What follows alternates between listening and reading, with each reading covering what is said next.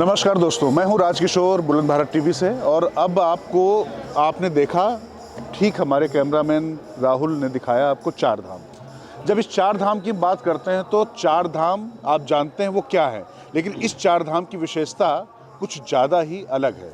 आज प्रभु श्री राम अपने गर्भगृह में विराजमान होने जा रहे हैं, लेकिन उसके लिए बहुत लंबा संघर्ष रहा है, उसका लंबा इतिहास रहा है। तो अगर ये कहा जाए कि प्रभु राम आज वहाँ पर विराजमान हो रहे हैं तो उसकी कार्य योजना इसी धरती से, इसी चार धाम के नीचे तहखाने से बनी है, तो कतई अतिशयोक्त नहीं होगा, गलत नहीं होगा। और वो कैसे, इसको बताने के लिए हमारे साथ स्वामी अतुल कृष्णदास जी हैं। तो अतुल कृष्णदास जी, मुझे लगता है कि लोगों को ये जानना जरूरी है कि ये जो आंदोलन की नींव रखी गई, पटकथा लिखी गई, तो कैसे हुआ। तो हमारे दर्शकों को पहले आप बताएं और वो जगह भी दिखाएं। सबसे पहले सभी को जय सिया राम। और मुझे यह बताते हुए बड़ा हर्ष हो रहा है, और ये हर्ष का विषय है भी केवल हमारे लिए नहीं, समस्त सनातन धर्मावलंबियों के लिए है। जहाँ तक विश्व में कहीं भी सनातन को मानने वाले लोग हैं, आज पूरे हर्ष से गौरवान्वित महसूस कर रहे हैं। और उसका एक कारण भी है। कारण ये है कि आप जहाँ खड़े हैं, चार धाम मंदिर, जैसा कि भी आपने राजकिशोर जी ने आपको बताया, और यह चार धाम मंदिर वही है। इन्हीं गलियों में 91 में लाशों की ढेर लग गई थी। ये गलियाँ यही है। जब 91 में कार सेवा हुई थी तो ये मंदिर है, मंदिर के नीचे बेसमेंट बना हुआ है। ये नीचे हाँ, आइए हम आपको दिखाते हैं जी। हाँ, ये नीचे बेसमेंट है, ये नीचे बेसमेंट है। और इस बेसमेंट के माध्यम से ही जितने भी उस समय बड़े बड़े, चाहे अशोक सिंघल जी हों, उमा भारती जी हों, और अन्य ऋतंभरा जी हों, और हमारे पूज्य गुरुदेव राम जन्मभूमि तीर्थ न्यास के अध्यक्ष महाराज जी हों, बड़े बड़े सभी जितने दिग्गज भारतवर्ष के थे, सभी वर्तमान समय में, उस समय तत्कालिक समय में यहीं पे थे। और यहीं से वो बिगुल बजा और यहीं से गिरफ्तारियां हुई। इन्हीं गलियों में गोलियां चलाई गई, और कितने लोग भगवान राम नाम के लिए अपने प्राणों को निछावर कर दिए। आज हर व्यक्ति के मन में एक ही आशा, अभिलाषा है कि जिस तरह से हमारे रघुनाथ जी 500 वर्षों के बाद आतताइयों, अत्याचारियों का अंत करके, दुष्टों का दमन करके, पूरी न्याय व्यवस्था के अनुसार, कोई लड़ाई नहीं, कोई भिड़ाई नहीं, किसी का कोई प्रतिकार नहीं कर रहे हैं, और पूरे न्याय व्यवस्था के अनुसार ठाकुर जी यहाँ पे आ रहे हैं। तो ये हम चाहेंगे कि इसी प्रकार विश्व के प्रत्येक कोने में जहाँ भी सनातन धर्म को मानने वाले लोग हैं जी, अगर उनके सामने ऐसी घटनाएं खड़ी हैं तो उनको निश्चित न्यायपालिका में जाना चाहिए। आज की न्यायपालिका किसी भी देश में हो, किसी भी राष्ट्र में हो, किसी भी धर्म को मानने वाले हों, अगर न्यायपालिका नाम उसका है तो न्याय करने का जरूर कुछ कोशिश करेंगे, इसलिए खड़े होने चाहिए। अच्छा, जिस जगह पर आप खड़े हैं, इस जगह को छोटी छावनी कहा जाता है। और छोटी छावनी का ये एरिया, नाम छोटी छावनी है, लेकिन तमाम जो छावनी है उसमें सबसे बड़ी छावनी अतुल कृष्णदास जी शायद यही है। एक मिनट में बताऊं। लोग छोटी छावनी किसी समय कहते थे, लेकिन वर्तमान में जो आश्रम का नाम है बाबा मणि रामदास जी की छावनी है। और एक बड़ी छावनी है स्टेशन के पास में, तो वो बहुत विशाल थी, इसलिए उसको बड़ी छावनी कहते थे, इसको छोटी कहते थे। लेकिन वर्तमान में भारत देश में जी, केवल यहाँ नहीं, भारत देश में इस छावनी के बराबर कोई छावनी नहीं है। छावनी का मतलब जैसे पुलिस की छावनी, मिलिट्री की छावनी, तो यहाँ कोई पुलिस छावनी नहीं, यहाँ चारों तरफ संत खड़े हैं, ये संतों की छावनी है। ये निश्चित रूप से यहाँ सेवा करने के लिए आते हैं, सेवा करते हैं, राम नाम जपते हैं, राम नाम की रोटी खाते हैं, और भगवान राम नाम के लिए पूरा अपने आप को निछावर कर चुके हैं। दरअसल यही बात आपको बताना बहुत आवश्यक था, और सही जगह से बात आपके सामने आ रही। ये छावनी अर्धसैनिक बलों की नहीं है, मिलिट्री की नहीं है, ये संतों के जप नाम तप की है, राम नाम तप की है। और उस समय, जिस समय चाहे मुगल आक्रांता हो या अन्य आक्रांता रहे हों, उन्होंने अपने तप बल से, सेवा भाव के द्वारा छावनी ऐसी स्थापित की, धर्म की सुरक्षा की, इसलिए इसको छावनी कहा जाता है। और मैंने कहा ना कि संत मणि रामदास छावनी की जब हम बात कर रहे हैं, कहा छोटी छावनी जाता था, लेकिन आज की तारीख में इसका विस्तार सबसे बड़ा है। और सेवा भाव यहाँ कैसा है, ये आगे इसके बाद हम दिखाएंगे चल के किस तरीके से अंदर चल रहा है। तो अतुल जी, इसके बाद हम अंदर चलते हैं। बिल्कुल।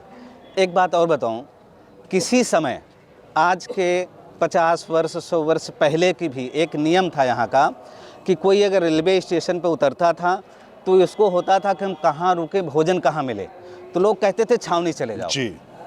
प्रत्येक संतों के भक्तों को आश्रय देने के लिए अगर एकमात्र स्थान था, जिस समय 91 में 92 में कार्य सेवा हुआ था, उस समय बीएचपी के पास कोई व्यवस्था नहीं थी, कोई जगह नहीं थी, कुछ भी नहीं था। उस समय 24 घंटे लगातार लंगर की सेवा इसी आश्रम ने किया है और आज भी हमारा जो आश्रम का दायित्व है वो चल ही रहा है। उसके साथ में पंजाब से पधारे हुए एक संतों का जत्था है, जो मतलब निर्मली संतों का जत्था है, वो निहंग संतों का जत्था है, उन्होंने भी लंगर लगा रखा है। कोई भी व्यक्ति चाहे 1000 लोग आवें, चाहे 10,000 लोग आवें, सभी को भोजन की व्यवस्थाएं यहाँ पे सुचारू रूप से चल रही हैं। यहाँ से भोजन बनता है, भोजन उठा करके बाहर भी जाके वितरण किया जा रहा है। तो आप सोचिए कि आप देखिए कि राम कैसे पूरे भारत को एक सूत्र में पिरोते हैं और सेवा का भाव सबसे पावन भाव है। चाहे वो यहाँ के हिंदू हों, सनातन की जो ताकत है, यहाँ पर हमारे जो सिख बंधु हैं वो भी आकर किस तरीके से चला रहे हैं, उसके भी हम आपको अभी अंदर दर्शन कराते हैं। हाँ बिल्कुल, दर्शन करने चल रहे हैं, लेकिन एक बार खूब मन लगा करके भगवान राम नाम की गर्जना होनी चाहिए। बोले सियावर रामचंद्र की, सियावर रामचंद्र की जय श्री राम। हमारी बेटी की बेटी है। तो अब हम यहाँ पर 4 धाम में, जैसे हमने आपको दिखाया था, उसके उस इलाके में आ गए हैं जहाँ पर लंगर चल रहा है और लंगर पंजाब से आए हुए वो जत्था चला रहा है, जिसके बारे में अभी विस्तार से स्वामी अतुल कृष्णदास जी ने बात की। तो अतुल जी, ये कैसे, मतलब इनका थोड़ा इतिहास जो है, क्योंकि बाबरी से भी बहुत जुड़ा हुआ है, जी जी। तो मुझे लगता है कि वो भी बताना जरूरी है, वो हमारे दर्शकों को पता होना चाहिए। एक बात हम बताएं आपको कि यहाँ जो ये लंगर चल रहा है, पंजाब चंडीगढ़ से आए हुए मतलब बाबा फ़कीर चंद एक जत्था था सरदारों का, जिन्होंने बाबरी मस्जिद को बहुत पहले एक बार आक्रमण करके पूरा कब्जा किया, अपने अंडर में लिया और राम नाम लिखा और वहाँ अखंड रामचरितमानस का पाठ कराया। आज उन्हीं के वंश परंपरा में, बाबा का क्या नाम है? बाबा हरजीत सिंह जी हैं, रसूलपुर वाले, जो पंजाब चंडीगढ़ से चल कर आए हैं, यहाँ लंगर लगा रहे हैं। कम से कम नंगे पैर, कम से कम 5-7 हज़ार लोगों का भोजन। और ये देखिए लगातार रोज किस तरीके से काम कर रहे हैं। मुझे लगता है ये भी एक बार हमें दिखाना चाहिए कि कैसे पूरा काम चल रहा है। यहाँ पर भोजन पाकशाला चल रही है और लगातार ये देखिए कैसे लंगर लोग छक रहे हैं यहाँ पर पूरा। ये देखिए किसी तरीके के भी भाव में, इस तरीके का भाव, इस तरीके का पवित्र भाव कि बस लोगों की सेवा करना है, कहाँ से कहाँ तक लोगों को जोड़ के रखता है। आइए राहुल, अब बाकी अतुल जी विस्तार से बताएंगे इसके बारे में।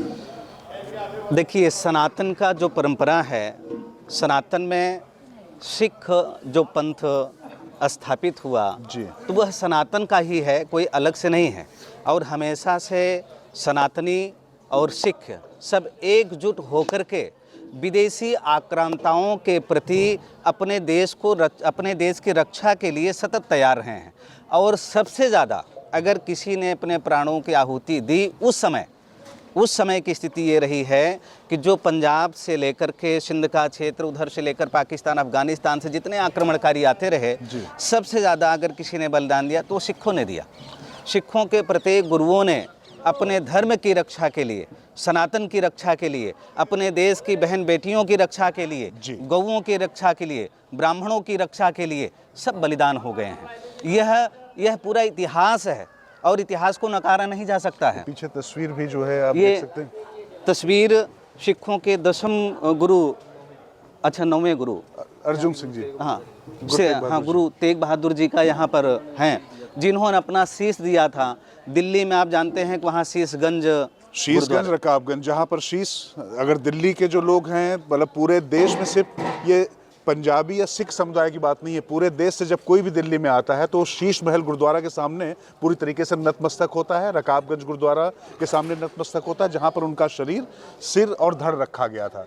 तो यहाँ पर आप देख सकते हैं कि उसी बलिदानी परंपरा के लोग, उसी बलिदानी परंपरा के संवाहक अपने धर्म और मानवता की रक्षा के लिए किस तरीके से सेवा भाव के साथ में भी छोटी छावनी यानी संत मणिराम दास छावनी में पूरा काम कर रहे हैं। तो ये ताकत है प्रभु राम की कि किस तरीके से ये विराटता है, ये व्यापकता है, ये सार्वभौमिकता है कि किस तरीके से पूरा देश, पूरी मानवता एक जगह पर एकत्र हो रही है। और यही मुझे लगता है कि राम राज्य की स्थापना का सूत्रपात है, यही आगे बढ़ेगी। जय सिया राम। जय श्री राम। एक बार प्रेम से बोलिए जय श्री जय सिया राम। जय श्री राम। जय सिया राम।